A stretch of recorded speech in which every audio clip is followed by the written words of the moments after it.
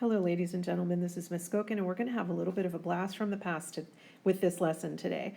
And you will see that we're going to be taking a look at linear regression data, and this is in honor of the Martin Luther King holiday that we just experienced. So let's get started. Our research question today is, why do some schools do better than others?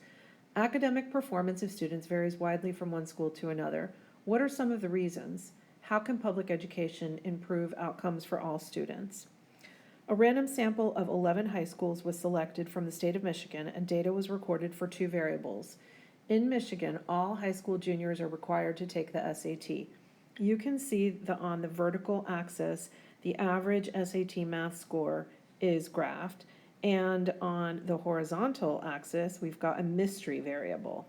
For question number 1, I'd like you to pause the video, reread the question, look at the scatter plot, and then write down at least 4 different ideas of what you think that variable on the horizontal, the x-axis, could be.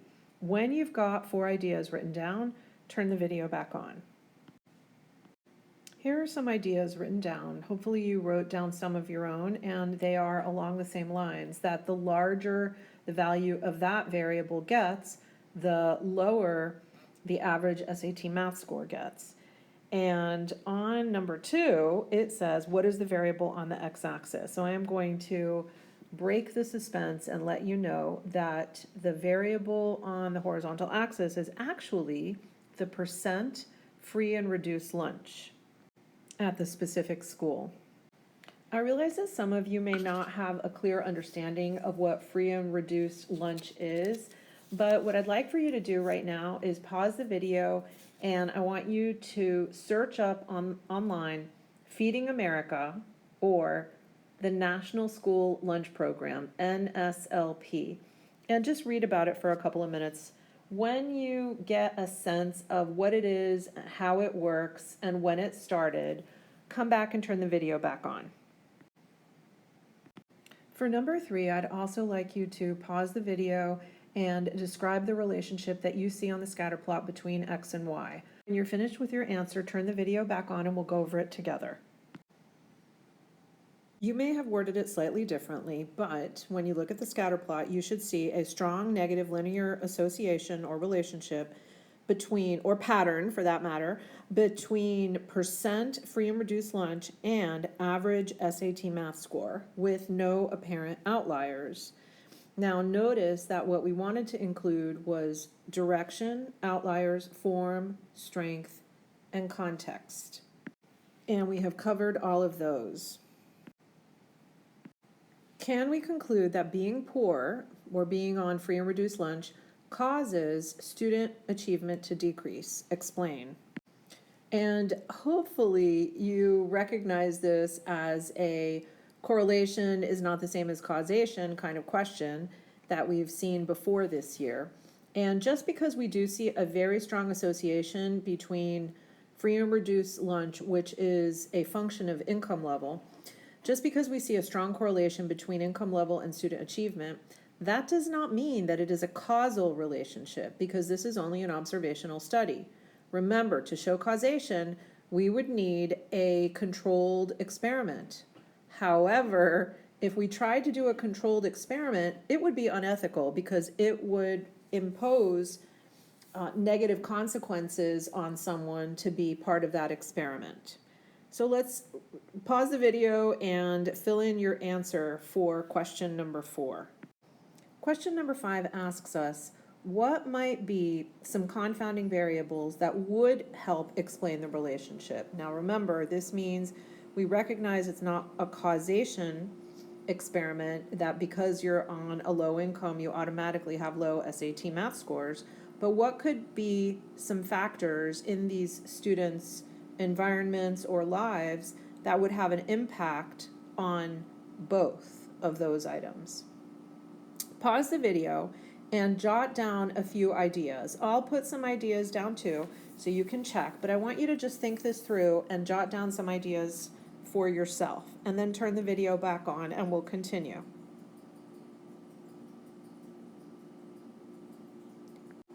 You might have come up with completely different ideas than the ones listed here, but if you see some that you'd like to jot down for your number 5, go ahead and pause the video and jot those down now.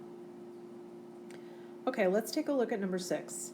It says the equation of the line of best fit is y hat is equal to 577.9 minus 1.993x. Predict the average SAT math score for a high school with 58% of the students on free and reduced lunch. I know you know how to do this. Go ahead and pause the video and plug in the value for x. Turn the video back on when you get the predicted SAT score. Remember notation. We know that the SAT math section is out of 800, and this gives us a predicted SAT math score of 462.3.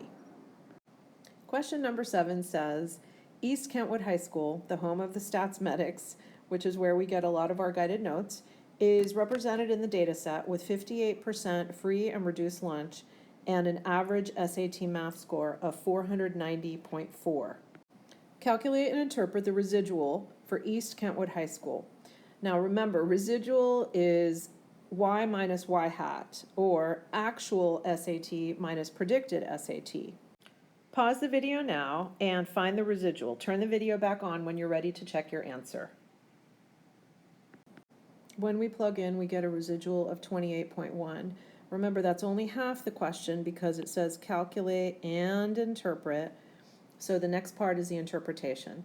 Take a stab at this yourself. Turn the video back on when you're ready to check your answer. As always, you might have worded this slightly differently, but basically the average SAT math score at East Kentwood High School is 28.1 points higher than the score predicted by the least squares regression line. This is really great news for East Kentwood High School because they are able to make some strides against the inequity that exists, as we saw on the relationship between the SAT math score and free and reduced lunch percent scatter plot. So they're doing something right there. And now we're ready for number 8. We're working hard in public education to eliminate this very clear relationship that currently exists between poverty and academic achievement. What is your school currently doing to eliminate this inequity, and what else could they do? What I'd like for you to do now is jot down some ideas under number 8. What do you think you can do as an individual? What do you think your family can do? What do you think the different organizations that you might belong to, whether a religious organization, a civic organization, a school, what do you think those different organizations can do?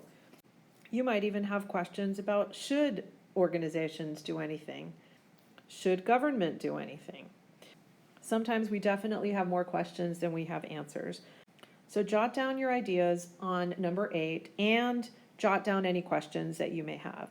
This is where we will pick it up when we're back in class together.